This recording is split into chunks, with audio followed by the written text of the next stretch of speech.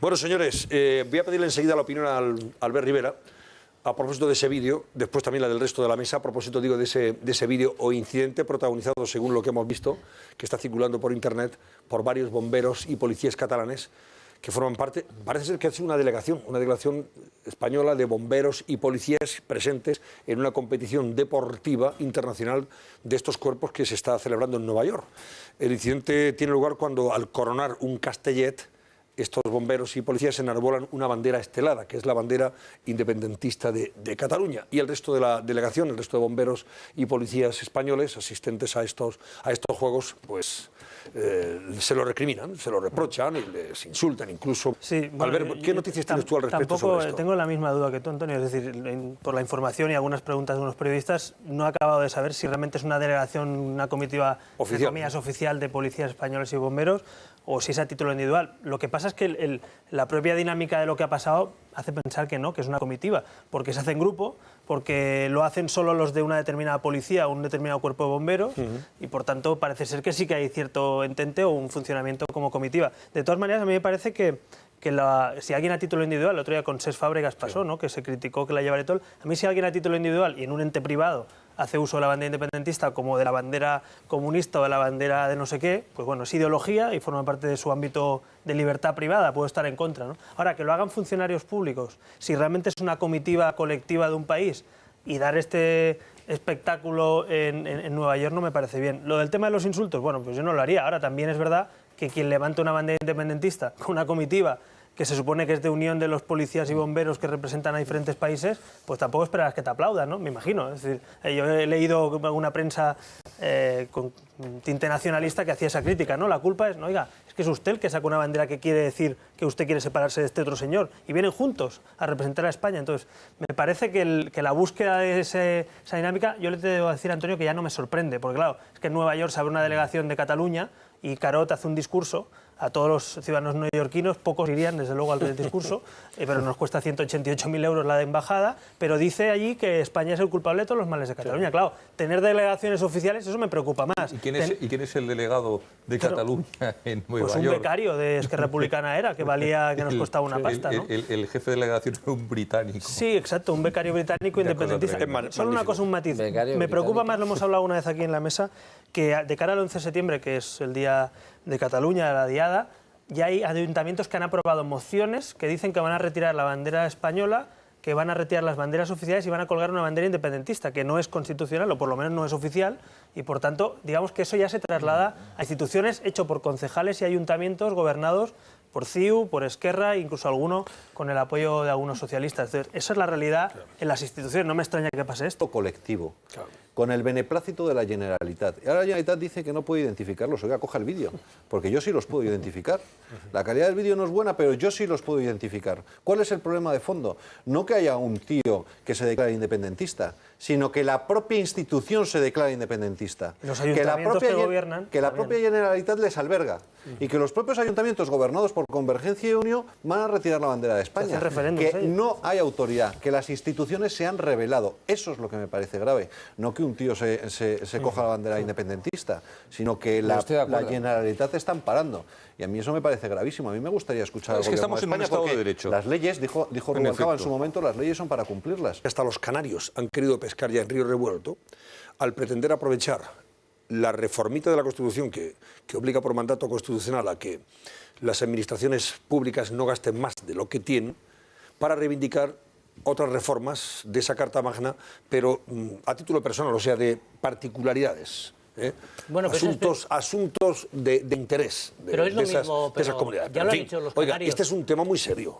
El fondo del asunto, luego se puede estar en contra o a favor de la reforma y la forma, pero el fondo del asunto es bastante serio.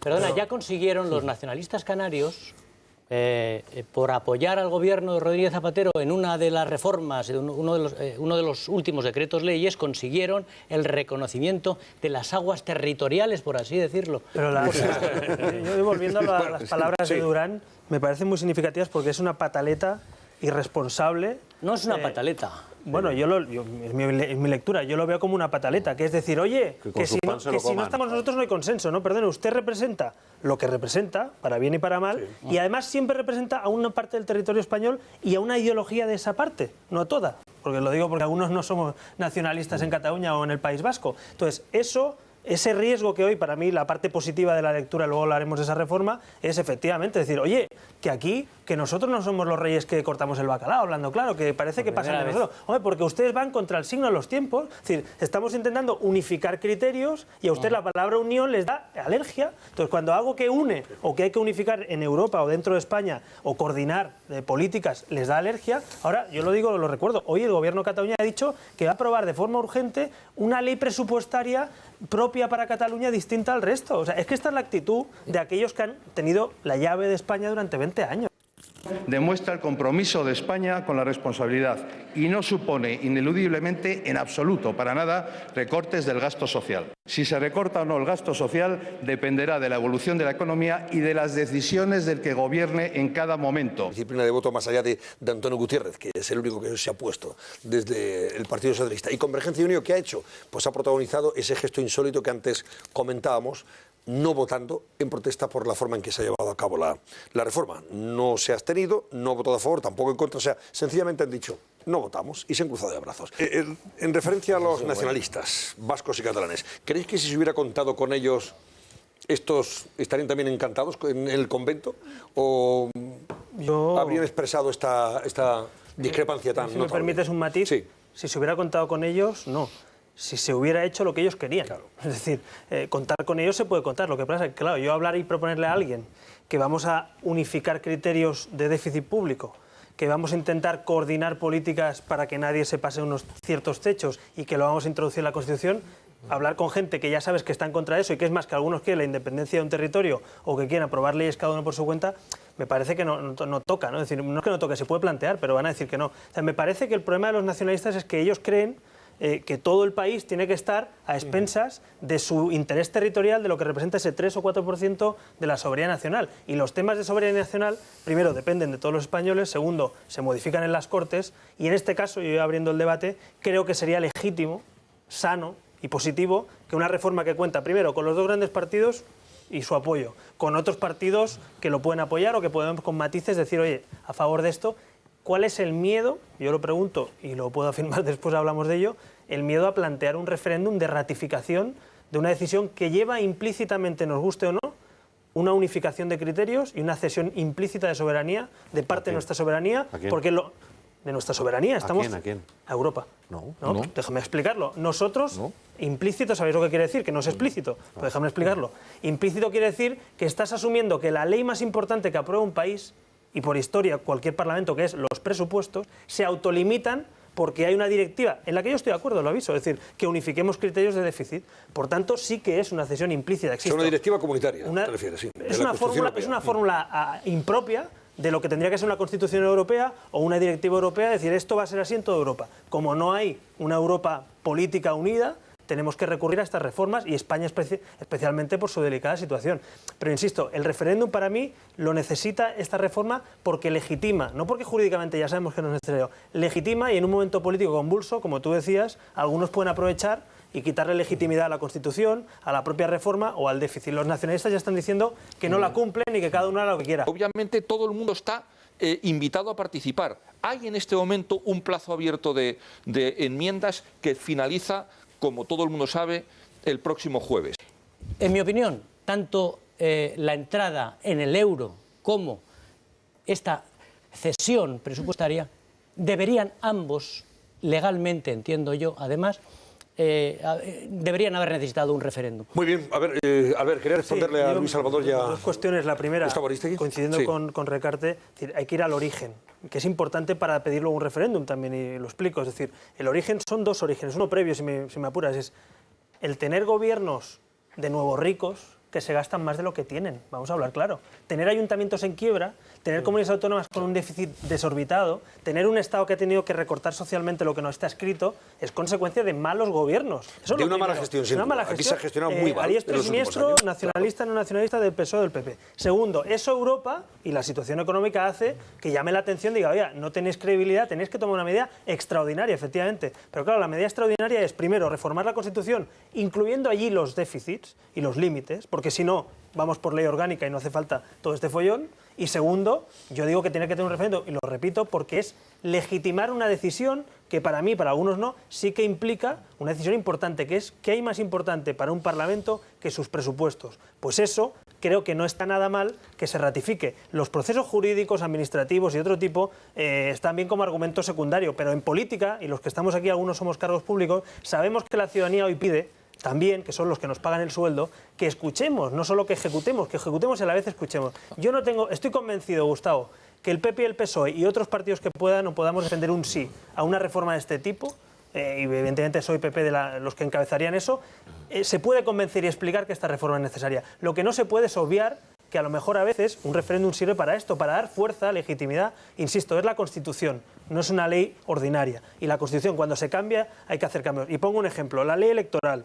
La Constitución en el capítulo 8, otros temas que sí que muchos españoles venimos exigiendo de diferente pelaje e ideología, ahí no ha habido acuerdos en 32 años. Os toca mover ficha en temas que sí que tienen que haber acuerdos y sí que está de acuerdo la mayoría de la ciudadanía. Como lo puede estar en esto, estoy de acuerdo. Pero insisto, las reformas de peso es bueno que tengan el visto bueno de una mayoría de los españoles. Que este tipo de cambios se hacen en toda Europa sin tener que hacer referéndum. Y se están haciendo, digo, este tipo de cambios en las constituciones. Se han hecho muchos sin hacer ningún tipo de consulta porque no lo requería, repito, porque no tocaba derechos fundamentales. Y me parecía absolutamente lógico, es que sean todas las administraciones públicas las que se aprieten el cinturón, porque por mucho que se apriete el cinturón, el Estado central, la administración central del Estado, en este momento no tiene la parte del león. ¿Tienes por ahí la pregunta, Albert Rivera, o el comentario que iba dirigido a Albert? Sí, era si no recuerdo mal, alguien hacía referencia a la modificación de facto, porque no hubo una modificación constitucional formal con el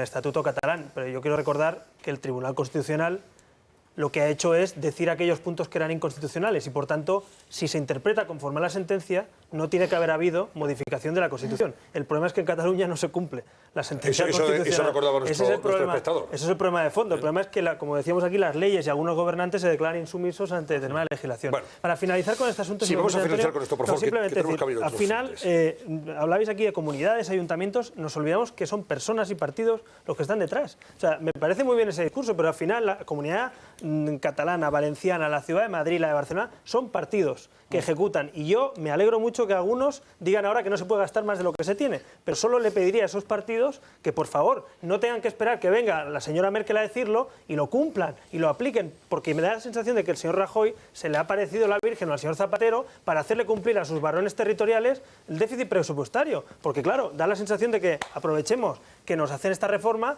que me parece bien a mí, ya lo digo, es decir, me parece bien que se les ejecute, pero, hombre, da la sensación casi de alivio, de, hombre, por lo menos sea la Constitución o la Europa quien obliga al déficit. Yo, bienvenida a esa unión de criterios, pero insisto, se han hecho las cosas mal, no es momento de mirar atrás, es cierto, pero, hombre, tampoco demos ahora lecciones de responsabilidad, lecciones de sentido común, ni de lo buenos que han sido algunos partidos cuando hay ayuntamientos en quiebra. Bueno, vamos a cerrar este debate de momento. Bueno, señores, Albert, a mí lo que me parece grave de esto es la doble vara de medir, que es evidente en el tema. A mí no me parece en este sentido mal que se tome identificación, porque mire, yo les voy a decir una cosa, nosotros como partido político y cualquiera que tenga una asociación, cuando tenemos que convocar algo, hay que enviar con un plazo determinado, una comunicación, establecer un itinerario, y si no atenta contra el orden público, eso queda autorizado implícitamente, o si no se propone una modificación de itinerario, o lo que sea. Entonces, yo lo único que me gustaría, simplemente que todos los españoles, o todos los que pertenecemos a una asociación, o entidad, o grupo, hagamos lo mismo. Es decir, a mí lo del 15M creo que pierde, más que el 15M, estos grupos que los que hemos hablado, lo que ha degenerado, lo que pierde legitimidad, ¿no? Es en tanto en cuanto dice, no, nosotros no tenemos que comunicar como el resto de entidades, asociaciones o españoles de pie. Sí, para convocar una manifestación y una concentración. Nosotros estamos fuera del sistema. ¿Estás de acuerdo conmigo? La diferencia es que el ministro de turno o el responsable de turno del gobierno actual piensa que no es así. Si estuviera de acuerdo tus compañeros pero en el momento, gobierno, por ejemplo, pues yo, que se produce el desalojo de la Plaza de Cataluña, ahí se produce una situación. Inmediatamente se llenan todas las plazas de España.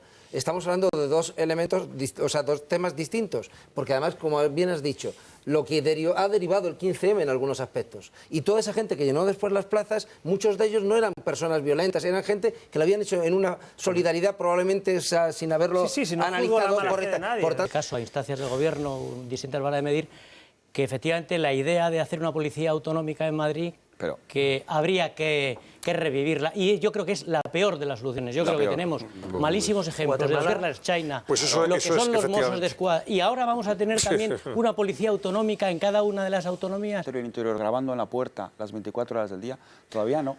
Yo sí voy a aprovechar en cualquier caso, Rodrigo, para cerrar este asunto, para enviar nuestro apoyo y solidaridad a la policía, que tiene que trabajar a veces en unas condiciones lamentables. En que esas elecciones andaluzas tienen que celebrarse también el 20 de noviembre, al igual que las generales, y ahora mismo el sí roza el 72%, el no se mueve en el 28%. Que al final José Antonio Griñán se ha puesto de acuerdo con Arenas, que las quería separadas, y las ha puesto pero las puso hace ya un año.